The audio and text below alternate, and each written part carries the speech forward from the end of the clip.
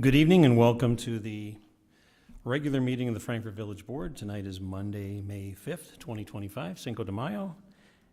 Call this meeting to order, and we ask our clerk, Katie Schubert, to take the roll, please. Here. Trustee Ledden. Here. Trustee Savaria. Here. Trustee Rigoni. Here. Trustee Petro. Here. Trustee Borelli. Here. Trustee Rossi. Here. Attorney Lamore. Present. Chief Jalepis. Here. Administrator Pisha. Here. Assistant Administrator Barika. And Clerk Schubert is here. We have quorum, Mayor. Thank you, Clerk. If everyone would please rise, and we'll say the Pledge of Allegiance together. I pledge allegiance to the flag of the United States of America and to the republic for which it stands, one nation, under God, indivisible, with liberty and justice for all.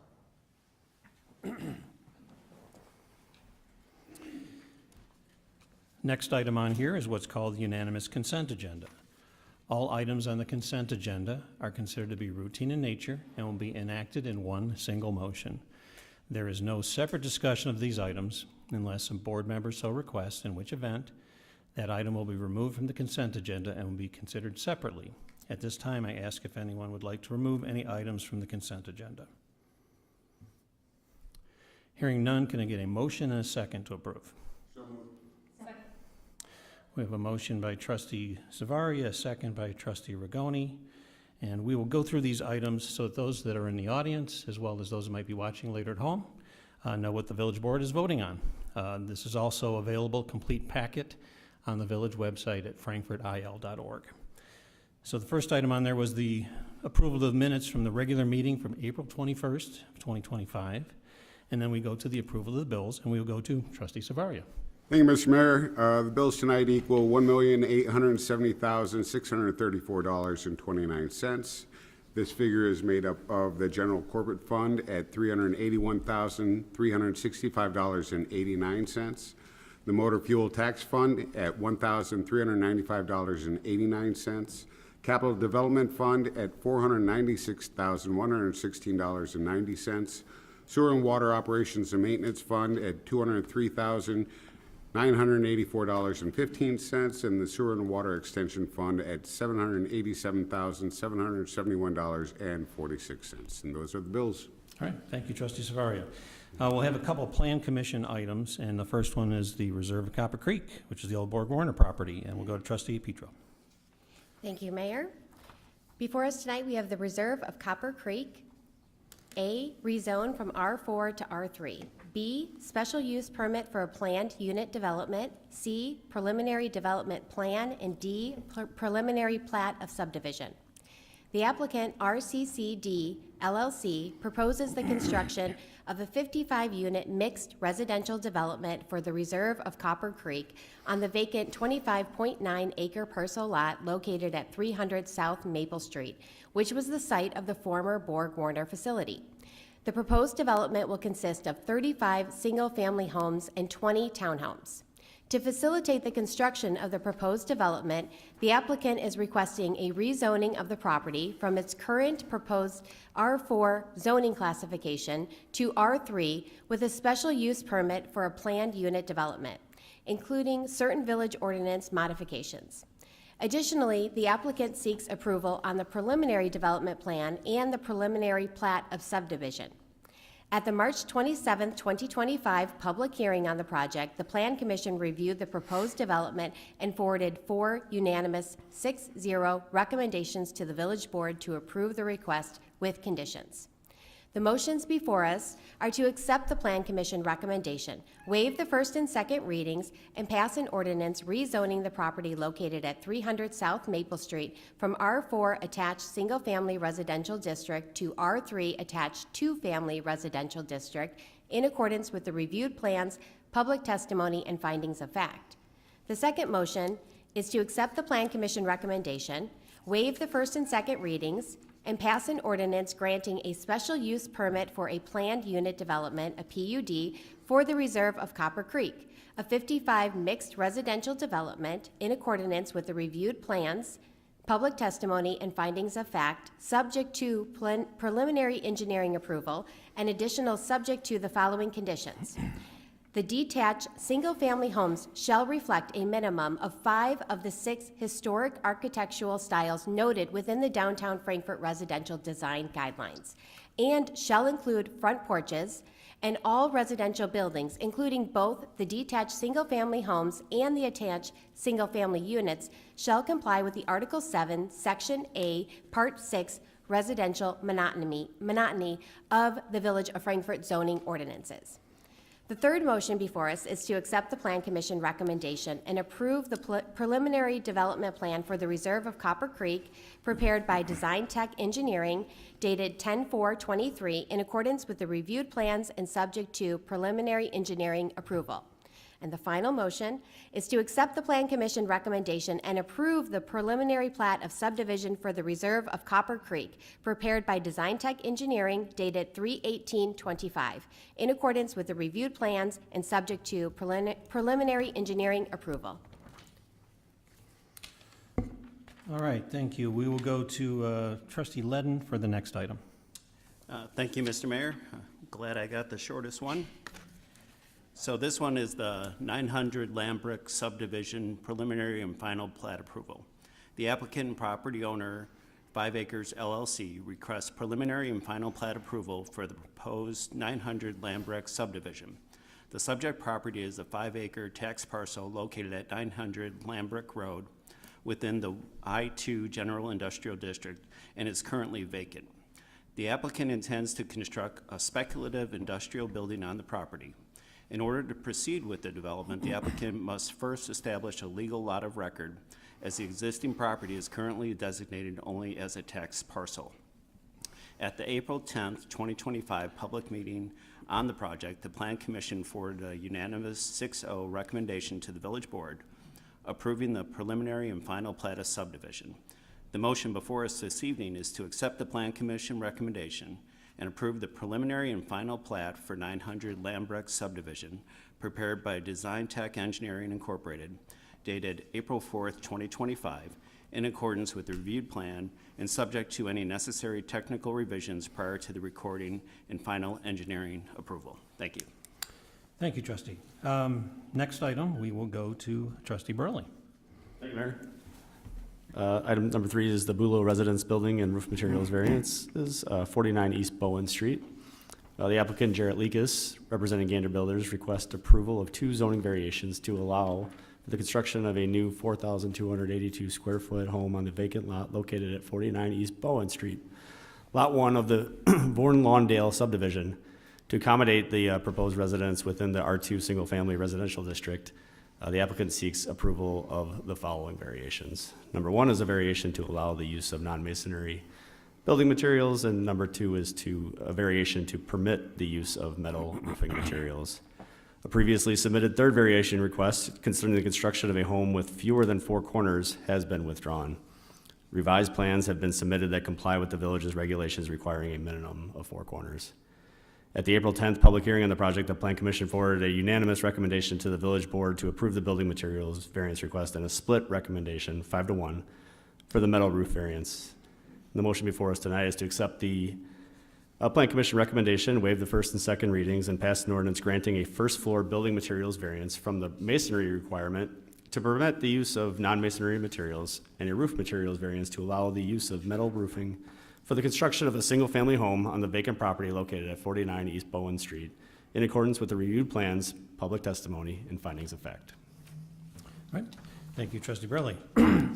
Those are all the items on the consent agenda tonight. We have a motion and a second, and we will go to our clerk, Katie Schubert, for the vote.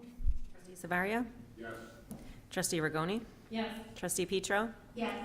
Trustee Burley? Yes. Trustee Rossi? Yes. And trustee Ledden? Yes. Motion carries. Thank you, clerk. Next item is what's called the Mayor's Report. May is recognized as a National Historic Preservation Month in the United States. Time to celebrate the importance of preserving historic places and raising awareness about the benefits of historic preservation. The theme for this Preservation Month is the power of place, honoring the impact that historic preservation has on our lives and communities. At this time, I entertain a motion from the floor to approve a proclamation declaring May 2025 as Historic Preservation Month in the Village of Frankfort. We have a motion and a second. All those in favor say aye. Motion carries. The second thing is that the month of May is also recognized nationally as Motorcycle Safety Awareness Month. This observance serves as a vital reminder to all motorists, both drivers and riders, of the importance of staying alert, practicing safe driving habits, and sharing the road responsibly with cyclists. The initiative seeks to raise awareness about motorcycle safety, encourage responsible riding practices, and help reduce motorcycle-related accidents and fatalities.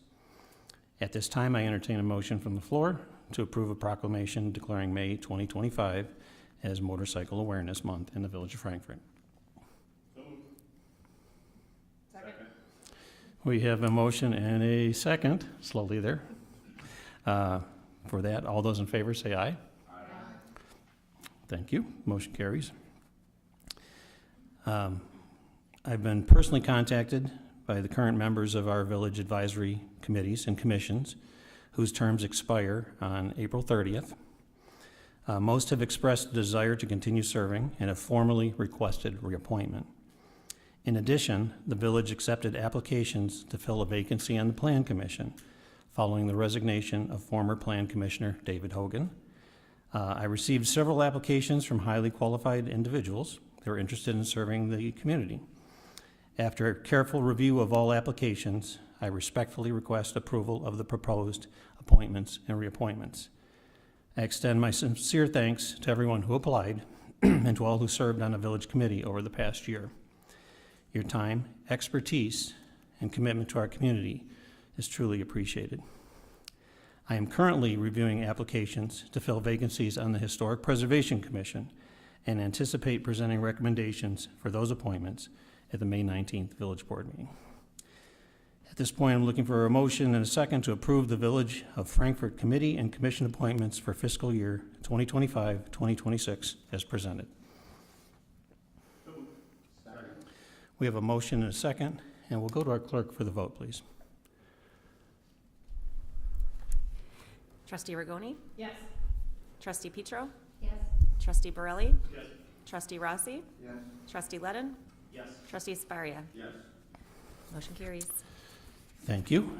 The village extends its heartfelt gratitude to all the volunteers who participated in our Earth Day cleanup event, which was on Saturday, April 26th. Your time, energy, and commitment to keeping our community clean and green are truly appreciated. Thank you for making this event a meaningful success. Our Frankfort Police Department is proud to host its inaugural All Abilities 5K Walk, Run, and Wheel on Saturday, May 10th at Brighter Green in downtown Frankfort. This inclusive event welcomes participants of all abilities and will kick off at 9 a.m. Proceeds benefit the Law Enforcement Torch Run for Special Olympics Illinois.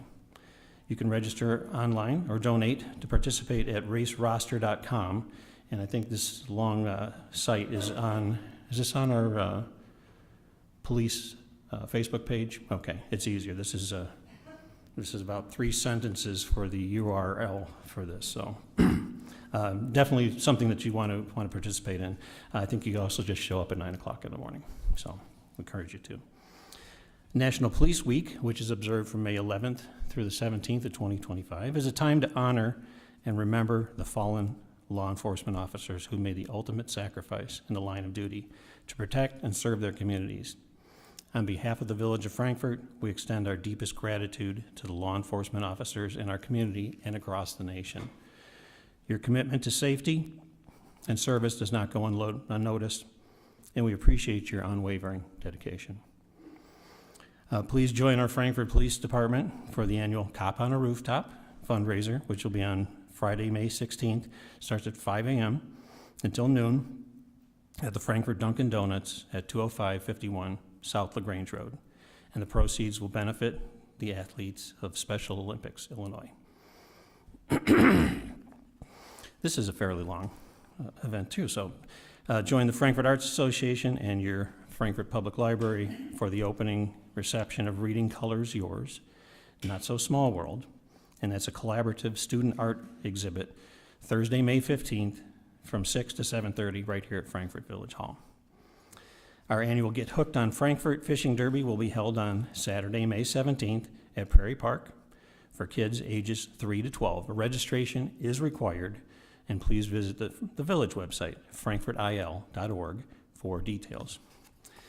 And one of our local businesses earns a 2025 Dealer of the Year award. Phillips Chevrolet has been named the Dealer of the Year by Cars.com for the 5th consecutive year. Ranked number 1 among approximately 3,000 Chevrolet dealers nationwide, Phillips has once again set the standard for outstanding customer service. We extend our congratulations to the entire Phillips Chevrolet team on the remarkable achievement and wish them continued success in the years ahead. That is all for the mayor's report tonight, and we will go to our clerk, Katie Schubert, for board comments. Thank you, Mayor Ogle.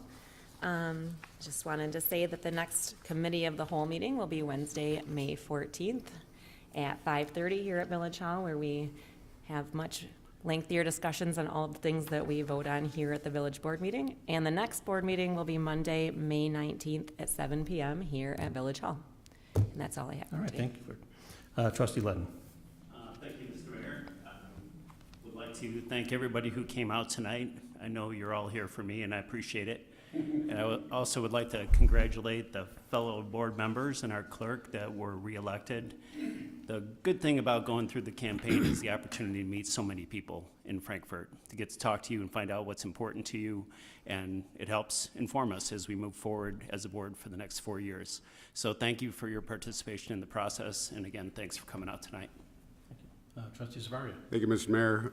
I also want to echo my thanks. I don't think I can say it as eloquently as Trustee Ledden, but I also want to wish my daughter, Katie, a happy birthday. She turns 30 this week, and so she's not a little girl anymore. So happy birthday, Katie. Trustee Rigon. Thank you, Mayor. First, I'd like to begin by congratulating the mayor and Trustee Ledden, Trustee Faria, and Trustee Rossi. I look forward to continue to work with you. I'd like to welcome the 4 new businesses we issued business license to in the month of April. Congratulations on your business license, and also thank you for choosing Frankfort. I'd like to note Copper Creek tonight. That was an item. It was a really big item and a big project here in Frankfort as well, like many of ours are. Even though there was no discussion, I'd like to note and thank everyone for their hard work getting it to this point. That was here before Committee of the Whole. It was before the Plan Commission a number of times. It had worked with village staff. And also village staff spent time with me this morning answering all of my questions. So even though there may have not been any dialogue about it today, there has been lots of dialogue on it before. So I just want to note that to our residents. And I'd also like to congratulate Philip Chevy as well, but also thank them for being such a great partner in our community. I can't think of one time that I don't see them as being a sponsor, both for our sports and other activities here in the village. So congratulations. Thank you, Mayor. Thank you, Trustee Rigon. Trustee Petra. Thank you, Mayor. I too would like to congratulate all of our elected officials on being sworn in tonight, and needed a breath and a quick drink of water after that large Plan Commission report on Copper Creek, but wanted to echo some of the comments that Trustee Rigoni had shared. And it's really fitting that this month is a historic preservation month, and tying into the plans were the guidelines that were developed with input from all of the residents of Frankfort around those historic design guidelines, and so that it will fit very well in our charm and character of our downtown area. I'm excited that this has come through, finally through the board and multiple Plan Commission and committee meetings, and we're excited to have this new development upon us very soon. That's all tonight. Thank you, Mayor. Thank you. Trustee Burley. Thank you, Mayor. Congratulations to you and the trustees and Clerk Schubert on being sworn in this evening. I thought it was a very nice ceremony and well attended. Thank you, Mike, for drawing the crowd. Huge thank you to everybody involved with Copper Creek. I mean, that's 4 years in the making. 4 years ago was when Borg Warner was looking to sell to an industrial user. It took a lot of time, a lot of effort behind the scenes, working with not just each other, but staff, stakeholders all over. And then 2 years ago was when the developer bought it, and they've put in a lot of work with the staff and to get it to where it is. And I'm very grateful for their communication with us, their willingness to work with us. I appreciate all the resident input. That's what makes it, at the end of the day, going to be a great product. And I can't wait for a decade from now, because I think that's something we'll all be very proud of. So how about Phillips Chevrolet, by the way? That's #1 out of 3,000 dealerships 5 years in a row. That is amazing. And to Trustee Rigoni's point, they always give to the community. In fact, I'm with the Kiwanis Club of Frankfort, and we're having a car show, and we had it at East last year, but East is having their parking lot paved. Phillips is offering up their parking lot to host this car show. It's just they just such great members of our community. We're very lucky to have them.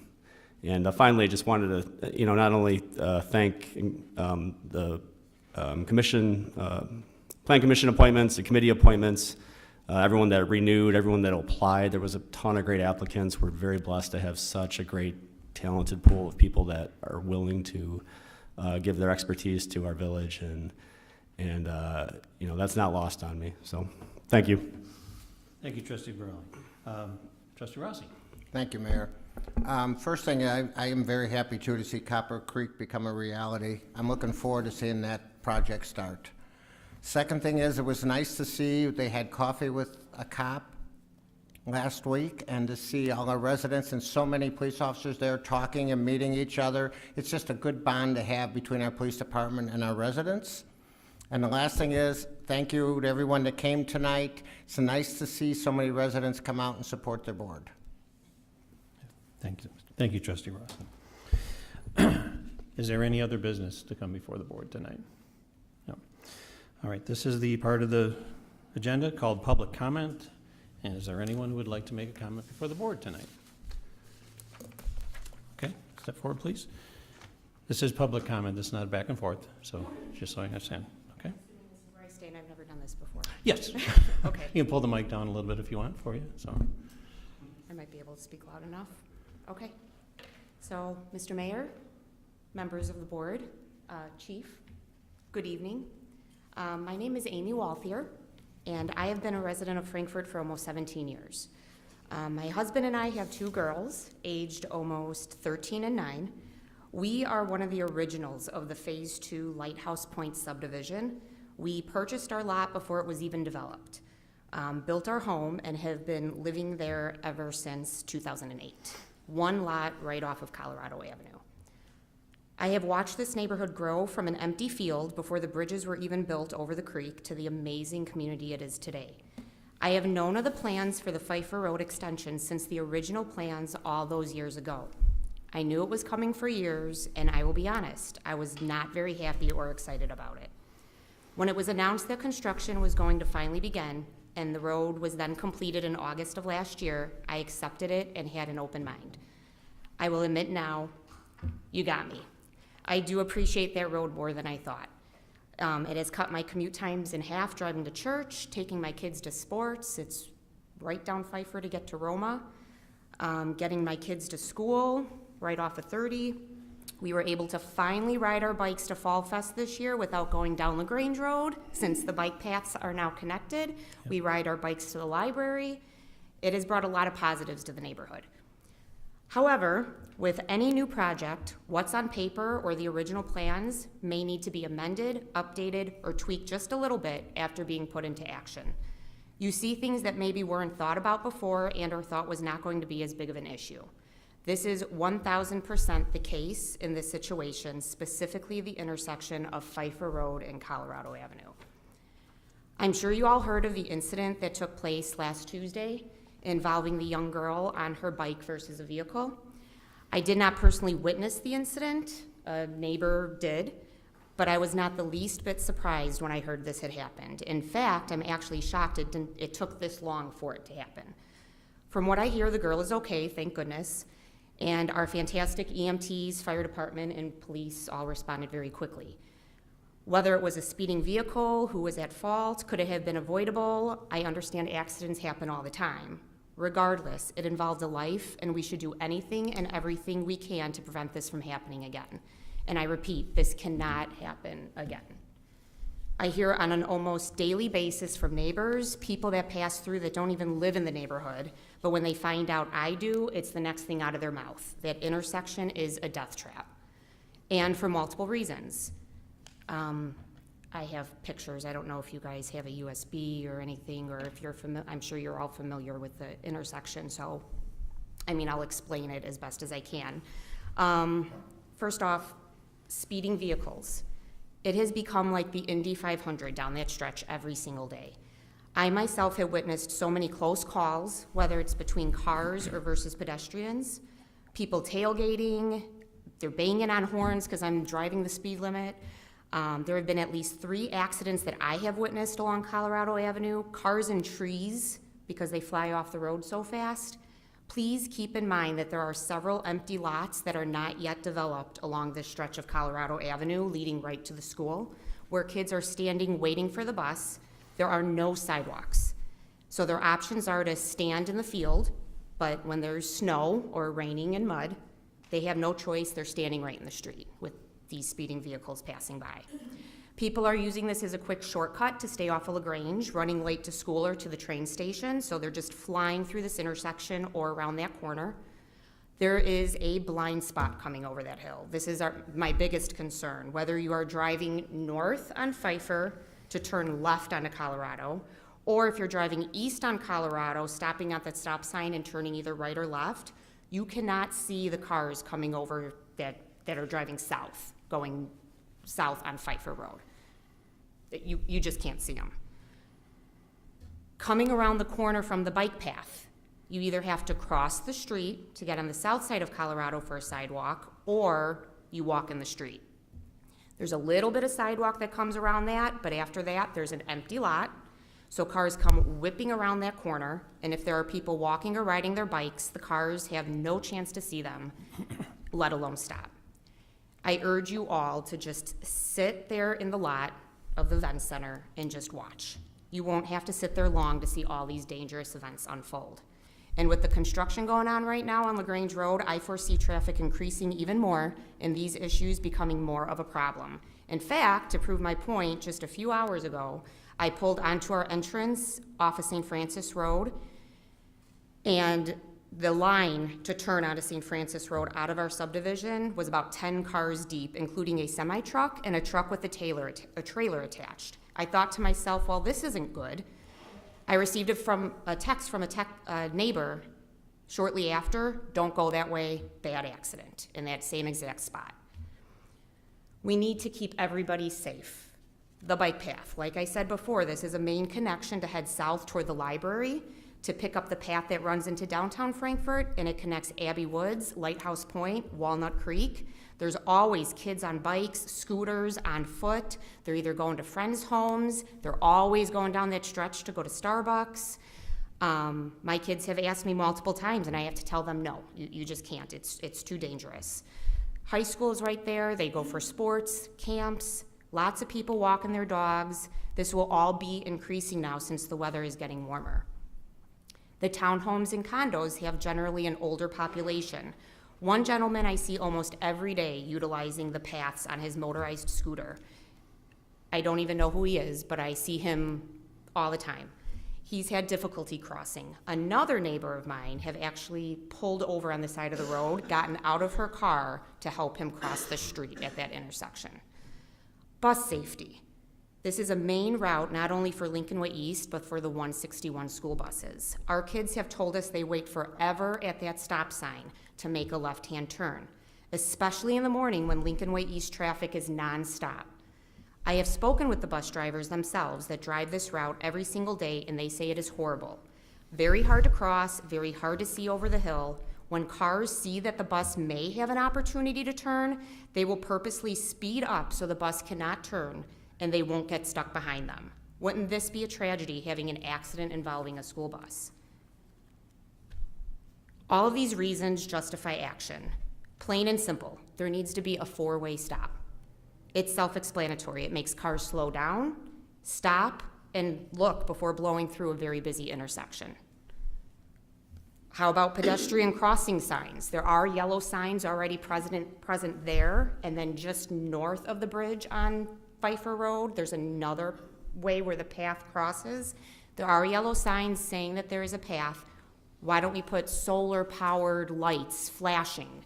So we can maybe, you know, when the pedestrians are ready to cross, they can press a button and alert drivers that there's somebody near the road and ready to cross. Sidewalk in the empty lot, so people are not walking in the street. And I know that usually the lot owners and builders are responsible for installing the sidewalks, but can this be something that could be discussed for obvious reasons? From day one, this has been an issue. Many neighbors, including myself, have sent emails, made phone calls, and spoken to members of this board face-to-face, and have never received a straight answer on who we contact and discuss ways to amend the situation. I am here today pleading with you to listen to us. The members of the community who walk this area, live in the neighborhood, and witness these events happen on a daily basis. Action needs to be taken before something tragic happens, and it's not a matter of if, it's when this will happen if nothing is done. I will leave my contact information, and I look forward to speaking with someone on how to get these requests fulfilled. Thank you for your time. Thank you.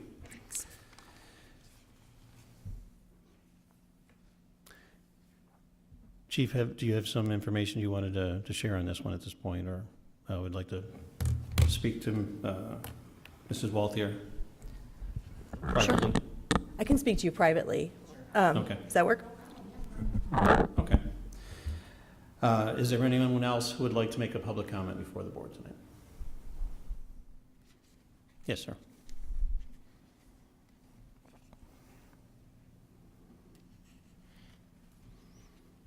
Good evening. My name is Patrick Berry. My wife and I have lived in Lighthouse Point Phase 3 for the last 2 years. We think the Viper Road extension is great. It does get us to the library. The bike path is great, but that intersection is terrible for all the reasons that have just been pointed out. It should be a four-way stop. There should also be a state law when pedestrians are present. You must stop before that crosswalk, not after it. The stop sign is on the other side of the crosswalk. So the car can go right through, hit someone like us, or a pedestrian or a kid, and then they get a stop sign. There should be a state law says you must stop if a pedestrian is present. That I see those signs everywhere. They should be here as well. It's a state law, is that I believe. So that's one. Two, that bike path that is proposed to connect to Chelsea School and Commissioners Park, if you don't get the grant, which I know you have your fingers crossed for, the village should pay to have that bike path connected. Because right now, there is no way to get to Commissioners Park and safely on a bicycle. There's no way to get to Chelsea School safely on a bicycle or on foot. We need that bike path to be completed along with other bike path improvements. Thank you very much. Okay, thank you, sir. Is there anyone else who'd like to make a public comment before the board tonight? Okay. Well, we're closing public comment. Just very briefly on that one, the ITEP grant, which we've applied for, we should know soon. But the board has already authorized completing it if we don't get the grant. And that money has been allocated and budgeted and approved. So we're moving forward on that. At this point, we have no further business. We've completed public comment, and I'd ask for a motion and a second to adjourn. We have a motion and a second. All those in favor say aye. Aye. Meeting is adjourned. Thank you, everyone, and thank you for everyone who attended tonight and also for your comments.